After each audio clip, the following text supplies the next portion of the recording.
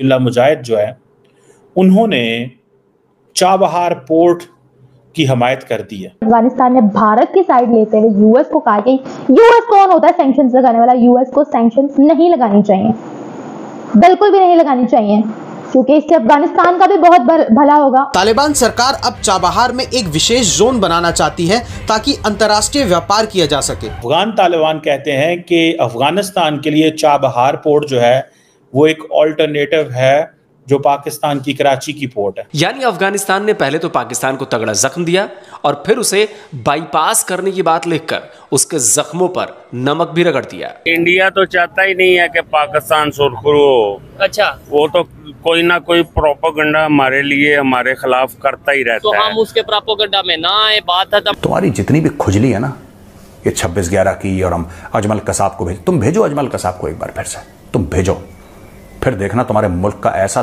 दमादम मस्त कलंदर होगा ना, नंगे पैर नाचोगे सड़क पे तुम।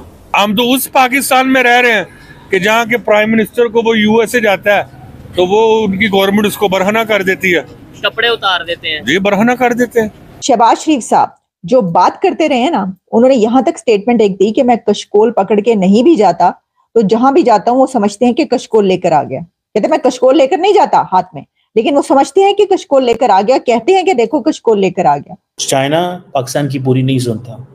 India independently they have one the Afghan Taliban. Iran and Pakistan have a important port of Iran. अब जैसे ये खबर आती है यूएस के पीछे से धुएं निकलने शुरू हो जाता है, यूएस पागल हो जाता है। यूएस कहता है हम लगाएंगे अब सैंक्शंस।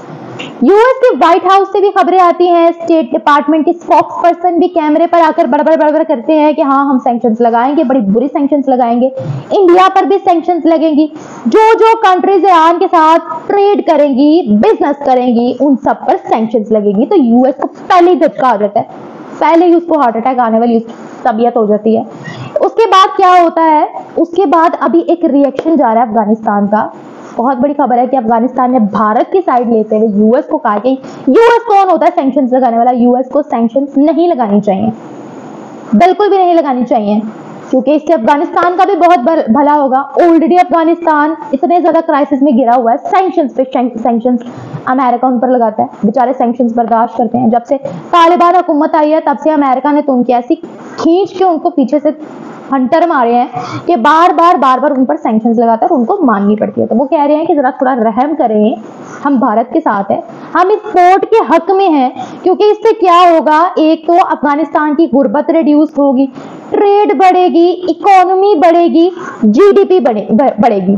तालिबान के स्पोक्स पर्सन ज़बीहुल्लाह मुजाहिद जो है उन्होंने चाबहार पोर्ट की हमायत कर दी है और अफगान तालिबान कहते हैं कि अफगानिस्तान के लिए चाबहार पोर्ट जो है वो एक ऑल्टरनेटिव है जो पाकिस्तान की कराची की पोर्ट है, क्योंकि पाकिस्तान की जो कराची पोर्ट है वहाँ से सारी ट्रेड आती थी अफगानिस्तान में जाती है और पाकिस्तान उनसे कोई लंबा चौड़ा चार्ज नहीं करता रहा माजी में, लेकिन रिसेंटली पाकिस्तान ने बड़ी हैवी ड्यूटीज़ लगा दी।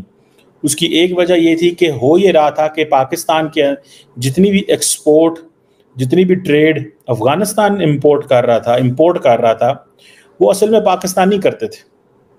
और होता ये था कि वो जो कंटेनर आते थे उनको पाकिस्तान क्रॉस करके अफगानिस्तान पहुंचना होता था। पहले तो वो जाते थे और अफगानिस्तान से स्मगल होकर वापस आ जाते थे। अभी पोजीशन ये है कि वो अफगानिस्तान भी नहीं जाते और रास्ते में ही करप्शन जो है ना होती है। पाकिस्तान की हुकूमत कहती है कि इससे पाकिस्तान को कोई रेवेन्यू नहीं होता। सो पाकिस्तान जो है वो पाकिस्तान के ऊपर अफगानिस्तान बड़ा हैवीली रिलाई करता रहा है इंपोर्ट और एक्सपोर्ट के हवाले से।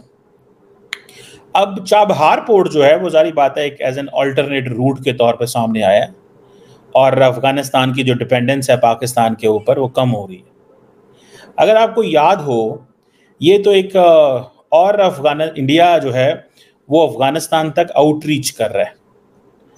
अगर आपको याद हो कि इंडिया के एक टॉप डिप्लोमेट हैं जेपी सिंह साहब, not top diplomat but one of the senior diplomat, वो काबुल गए थे और वहाँ पे उन्होंने मुलाकातें की और उसके बाद फ़ौरन ही जैसे ही वो आए अफ़गानिस्तान से वापस तो US special representative for Afghanistan जो थॉमस वेस्ट हैं वो इंडिया चले गए और उन्होंने वहाँ पे डेवलपमेंट बातें की कि क्या होना चाहिए। और ये तासर दिया गया कि एक यूनिफाइड डिप्लोमेटिक अप्रोच जो है वो एक वक्त था कि अमेरिकन सिर्फ पाकिस्तान के ज़रिए अफ़गानिस्तान से बात करते थे। अफ़गानिस्तान ने अपने आप को ओपन अप कर लिया और अब वो क्या करते हैं कि उन्होंने अपने आप को दुनिया के सामने एक ओपन कर दिया है, इंडिया के हवाले से ओपन कर दिया है, ईरान के हवाले से ओपन कर दिया है, और वो जो पाकिस्तान के ऊपर उनकी डिपेंडेंस होती थी उस डिपेंडेंस को उन्होंने ख़त्म कर दिया कम्प्लीटली। और वो समझते हैं कि हमारा अब इनसे उस तरह की कोई चीज़ लेन देन नहीं है। अगर भारत के अंदर कोई एक्शन लेता है, भारत के अंदर कोई आतंकवादी कार्रवाई होती है और पाकिस्तानी कहते हैं कि नहीं ऐसा तो कुछ हुआ ही नहीं, पाकिस्तानी कहते हैं नहीं ये बंदा हमारे यहाँ रहता ही नहीं है, पाकिस्तानी ये कहते हैं कि भाई हम तो जानते नहीं है कौन है ये आदमी, बिल्कुल दूध का धुला इनोसेंट आदमी है, और भारत के पास सबूत है कि उस आदमी के हाथ खून से रंगे हैं, तो भारत उसको क्यों ना ठोके? ये मैं पूछना चाहता हूं आपसे। आप कमेंट में लिखिए और मुझे बताइए भारत क्यों ना ठोके यार। मतलब कोई भी यहां पे आए कुछ भी करके चला जाए और कोई जवाबदेही नहीं है, कोई जवाबदेही नहीं है। आतंकवादियों का ह्यूमन राइट्स हैं, जो बच्चे मारे गए थे 26/11 में, जो बुजुर्ग महिलाएं मारी गई थी, उनका कोई अधिकार नहीं है। सारे अधिकार इन पाकिस्तानी जानवरों के हैं जो आतंकवादी हैं, मैं उनको बोल रहा हूं, सारे अधिकार इनके हैं। तो क्या हुआ अगर भारत ने ठोक दिया? सोचिए, बताइए तो क्या हुआ।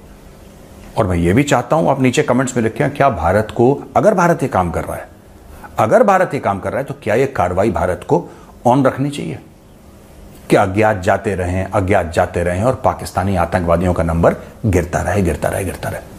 आप बताइए आपकी क्या राय है? बड़ा धमकी ये कर देंगे हमारे पास न्यूक्लियर वेपन है, ये है वो है, तो हमारे पास एटम बम है और हमारे पास पाव किलो के बम है और हम गजवाए हिंद और फलाना ढिमका। मोदी जी ने क्या बोला था? स्टेटमेंट सुना है ना आपने मोदी जी का? कह रहा मैं लाहौर गया हूं, इनकी औकात मैंने लाहौर में देखी है, मुझे पता है कितना दम है इनके अंदर। ठोक दिया तुम्हें मोदी ने, बताओ तुम क्या करोगे? ठोक दिया, तुम्हारे घर के अंदर घुस के ठोक दिया, और बताओ तुम्हारी जितनी भी खुजली है ना ये 26/11 की, और हम अजमल कसाब को तुम भेजो अजमल कसाब को एक बार फिर से। तो मुझे उम्मीद है कि ये वीडियो आपको पसंद आया होगा। वीडियो पसंद है तो प्लीज़ हमारे YouTube चैनल को जरूर सब्सक्राइब कीजिए। इसी प्रकार का भविष्य में वीडियो देखने के लिए चैनल को सब्सक्राइब कीजिए। हमारे इस YouTube चैनल पे आपको इससे भी ज़्यादा इंटरेस्टिंग वीडियो भविष्य में देखने को मिलता रहेगा। तो प्लीज़ हमारे YouTube चैनल सोच टाइम्स को सब्सक्राइब कीजिए, वीडियो को लाइक कीजिए, इस वीडियो को अपने दोस्तों के साथ जरूर शेयर कीजिए। नमस्कार, फिर मिलेंगे अगले